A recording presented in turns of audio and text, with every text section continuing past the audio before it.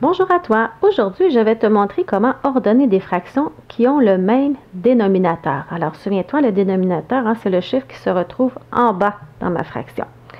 Alors, quand les fractions ont le même dénominateur, on doit seulement comparer les numérateurs entre elles, puisque les dénominateurs sont les mêmes. Je dois donc regarder le numérateur.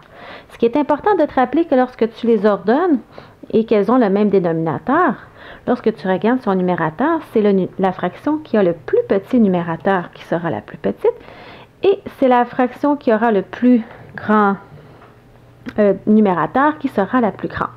Je t'ai fait des petits dessins ici dans mes exemples pour que tu puisses bien comprendre. On regarde ça ensemble et après je fais deux exemples avec toi, un ordre croissant et un ordre décroissant. Alors ici, on me demande de les placer en ordre croissant. J'ai 3 quarts, 1 quart et 2 quarts.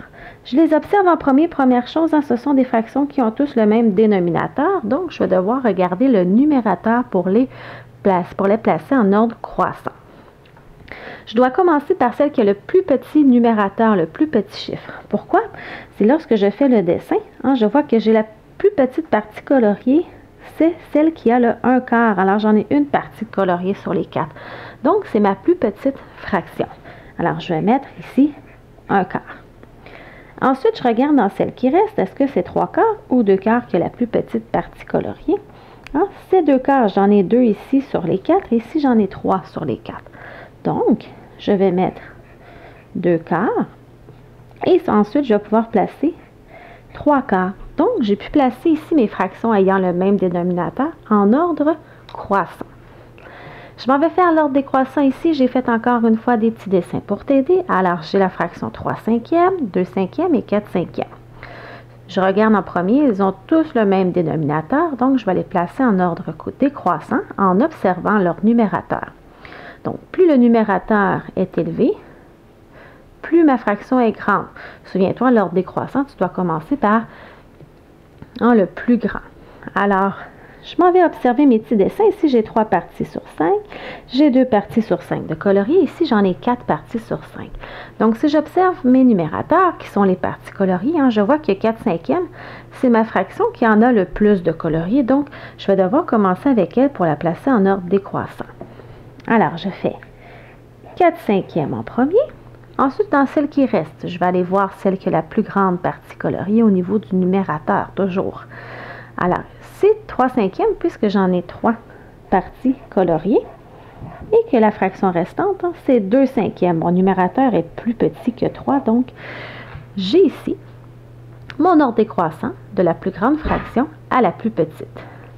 Alors, toujours se rappeler, lorsqu'on veut ordonner des fractions ayant le même dénominateur, tu dois bien observer le numérateur. Je fais deux exemples avec toi.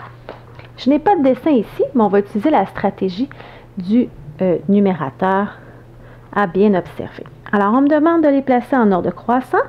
J'ai 3 neuvièmes, 5 neuvièmes, 1 neuvième et 7 neuvièmes.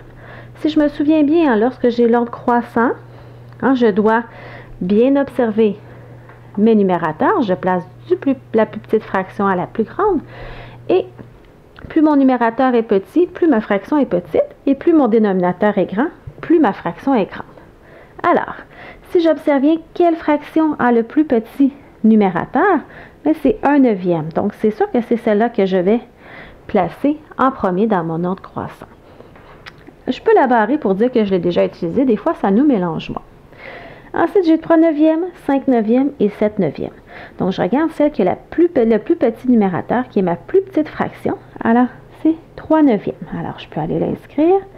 3 neuvièmes. C'est fait.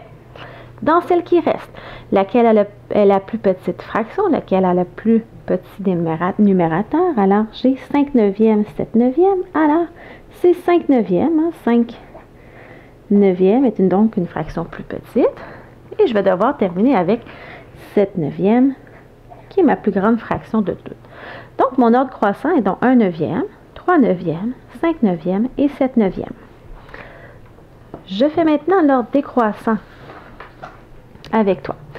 Alors, je te rappelle que l'ordre décroissant, lorsque tu as les mêmes dénominateurs, tu dois aller observer tes numérateurs en haut et tu dois commencer par la fraction la plus grande, donc celle qui a le plus grand numérateur. Alors, j'ai 3 sixièmes, 1 sixième, 4 sixièmes et 5 sixièmes. Alors, mes dénominateurs sont pareils. Je m'en vais donc voir le numérateur, celle qui a la plus grande partie colorée. Je vais devoir commencer par elle puisque je suis en ordre décroissant. Alors, c'est 5 sixièmes qui est ma plus grande fraction. Alors, je vais commencer par 5 sixièmes et je vais la barrer. Dans celle qui reste maintenant, je me pose la question, laquelle est la plus grande? Donc, je vais aller voir le numérateur le plus grand puisque lorsque je les place avec un dénominateur qui est pareil, je dois bien observer le numérateur. Plus mon numérateur est grand, plus ma fraction est grande. Donc, 4 sixièmes, je m'en vais placer 4 sixièmes. Ensuite, il me reste 3 sixièmes et 1 sixième. Alors, je m'en vais voir les numérateurs. 3 sixièmes, un plus grand numérateur, et je vais terminer par 1 sixième. Alors, donc, 1 sixième est ma plus petite fraction, c'est celle au plus petit numérateur.